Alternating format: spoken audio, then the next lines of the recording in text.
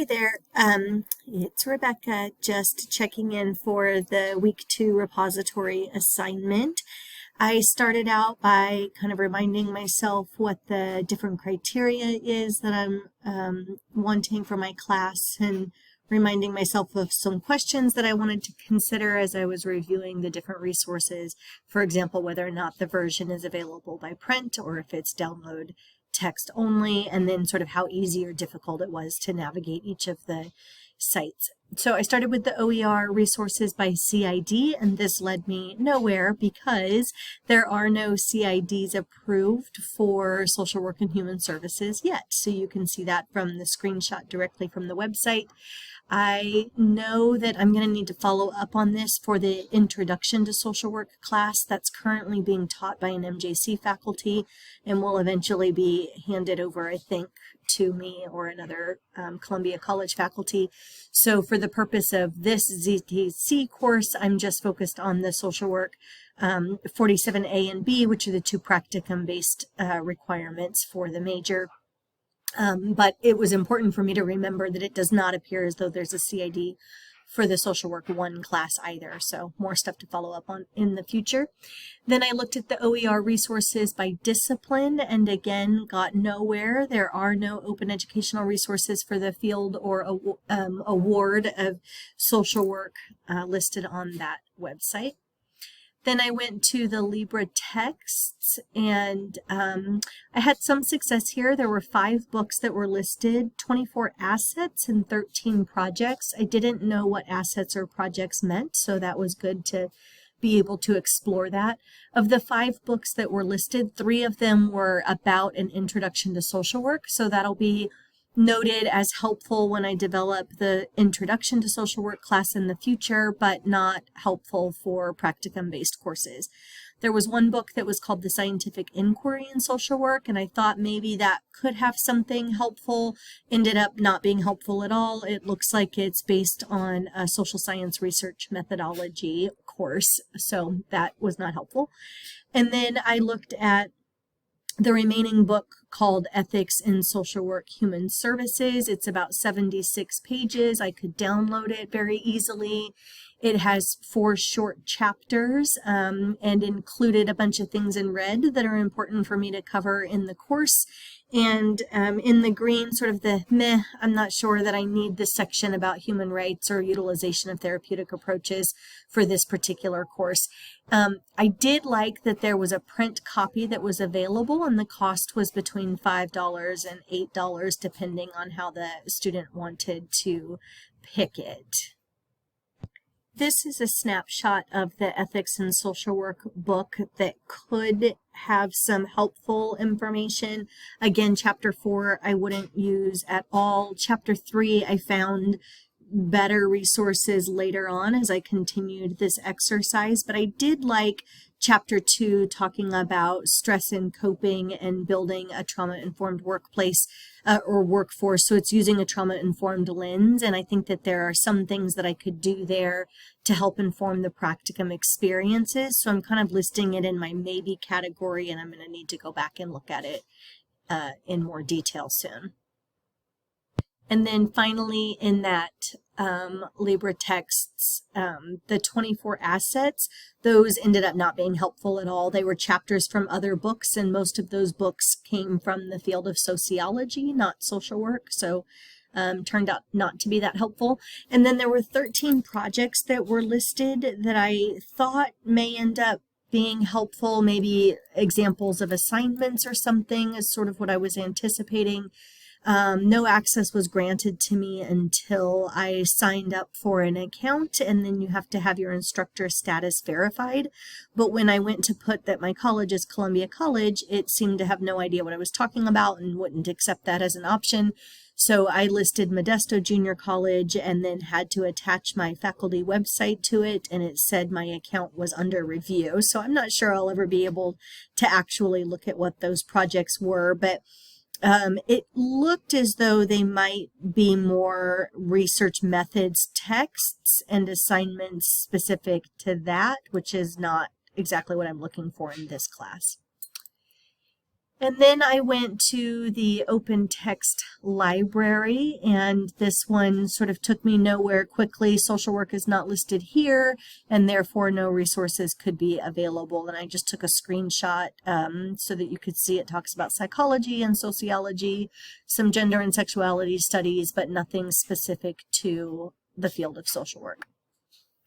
I then went and looked at Open Oregon and began with a search under social sciences, and things that came up were, women's studies, sociology, psychology, anthropology, criminal justice, public health, but social work as a field was not listed here, and I was not able to find any direct resources, particularly related to practicum-based experiences. So then finally, I ended up at the OER Commons, which is where I got some good information. I looked under social science and then found a subcategory for social work was listed there. Just as a side note, it was kind of interesting. A lot of the resources under here are produced by the Northern Training Academy out of UC Davis for social work professional development. And I was the contributing author to some of those resources that were on there out of my work with UC Davis. But anyway, it was kind of fun to see those on there. I did not know that they were putting those resources on the OER Commons, so that was kind of fun to see. I did list a lot of resources with direct links so that I could quickly go back and look at them later of potential resources. I liked this one that was a basic overview of ACEs, the Adverse Childhood Experiences, because it sort of gave a broad overview of the topic, and it came with a corresponding 4-slide PowerPoint that, may or may not be helpful. Maybe I can just use it to create my own PowerPoint, but it was good to see that that was on there. I also found one called Basic Social Work Interviewing Skills and Techniques, and that was a workbook.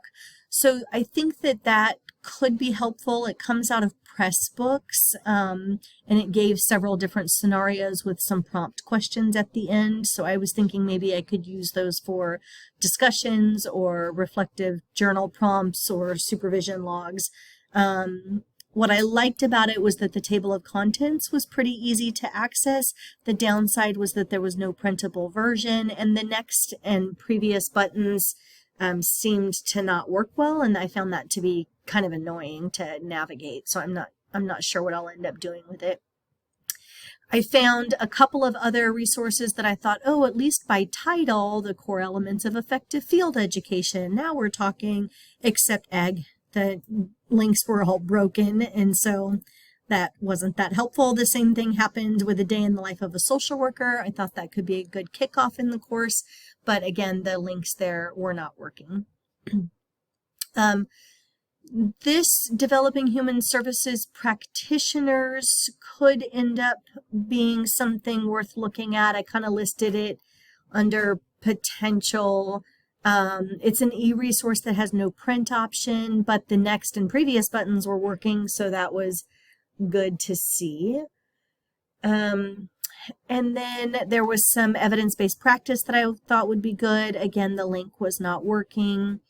Giving and receiving peer feedback could potentially be helpful for field journals.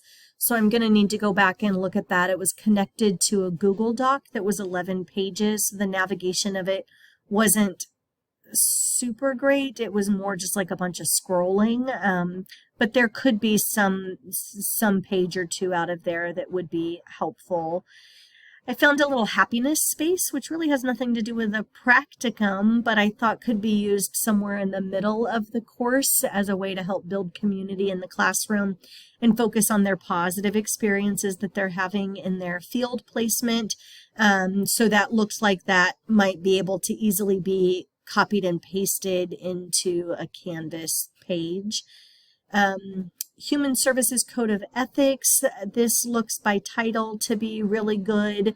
I just listed it as a potential resource to be embedded within a module about ethics, but not as a standalone on its own. It did a good job of giving some overview and some self-assessment sort of questionnaires that a student could take to kind of evaluate their own ethical principles related to the professional standards. There was interprofessional collaboration, and there were 5 curriculum modules that came out of this. I think I like this. I need to go back and look at it more. It's a downloadable PDF, which was about 200 pages.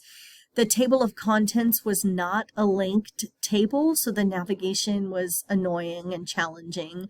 And the text seemed to center more around child welfare services specific work, which could end up being restrictive in the class, with practicum placements potentially being outside of child welfare specifically. So I just need to kind of go back and look at that some more. There was an introduction to field placement, which was about 97 pages and could be done as a downloadable PDF. Again, the table of contents was not linked, so the navigation was annoying. But there was a really good chapter on there about professional boundaries and how to maximize your supervision time. And then there looked to be some information about, I don't know, they called it cultural competency. That's a really outdated phrase. So now I'm concerned that the whole thing is outdated. So I need to go back and do some proofreading. I think that's an assignment coming up in the future in this course. There was the Nassau Code of Ethics. That's the National Association for Social Work, and that's definitely going to need to be linked into this class, although it really is just the website that's linked. There is a space on the website, though, that they can get an ebook for about $7, so I think that that's good, and I think that still meets the criteria for zero cost. I think you said it has to just be under $35. So I might need some clarification on that.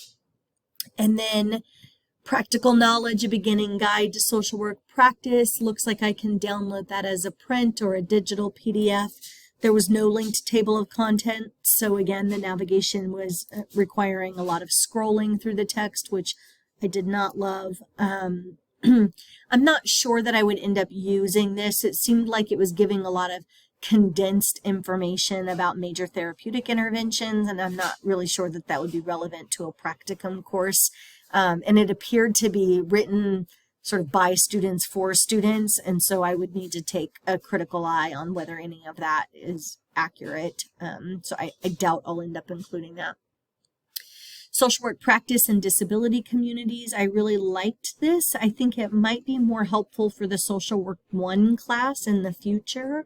But I'm definitely going to go back and look at intersectionality and anti-oppressive approaches, anti-racist approaches that can be used in practicum field experiences and see about building some sort of module based on that premise. I thought there was some good information in that one. Getting close to the end here, Succeeding at Your Internship. That's a handbook. It looks like a downloadable handbook. The table of contents was really easy to navigate. It had quick links that would take you directly to the page. Interestingly to note, it was written and produced by my graduate program, so maybe that means I should use it. And it covered some really good topics about multiculturalism and ethics, and then working within the realm of supervision that I thought would be really accessible. So that one got a gold star. And then Writing Good Case Notes and Differentiating Fact and Evidence was the last one that I looked at. And this has the potential to be good. It's a video, and the video plays for 20 or 30 seconds, and then it pauses and asks a prompt question about like a multiple choice, how would you document the interview that you were just watching?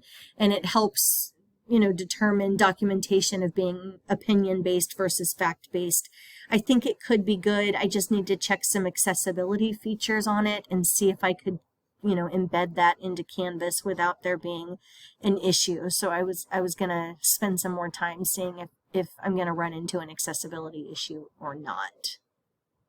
So for the last part of this presentation, this one I just wanted to show comes from the LibreTexts. It was the 5 different texts that came out of that search, and the ethics in social work was the one that I thought might have some usefulness to it, and there was a downloadable PDF that came with it. There were also these examples that came from some of the other websites, and it goes directly into read book, and then it gives this table of contents let me see if I can move this screen over. And I'm not sure if this is accessible or not, so I'm not sure kind of what to do. If I'm allowed to just embed these sorts of things into Canvas. This was one that was a workbook, so it would give you like a lesson about nonverbal communication and your body language, for example, and then it would have sort of a discussion. It would give you a scenario, and then you give you these questions that you answer at the end. So I just have some questions about accessibility when it relates to that. Same thing here. This was another example of a book that had quick links for course content, but again, is that allowed for accessibility? Would a reader be able to use this? So I was just going to have our alt media person have a look at that.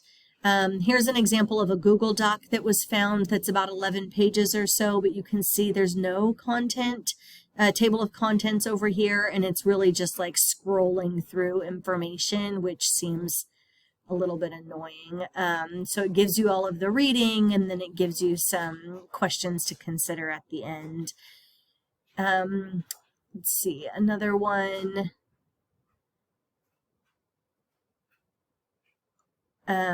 Yeah, this had a downloadable thing, and then it had some self-assessments that people could go and do. I don't know that I would be able to grade anything like that. It's more of like on your honor, I guess, do some self-assessments that way.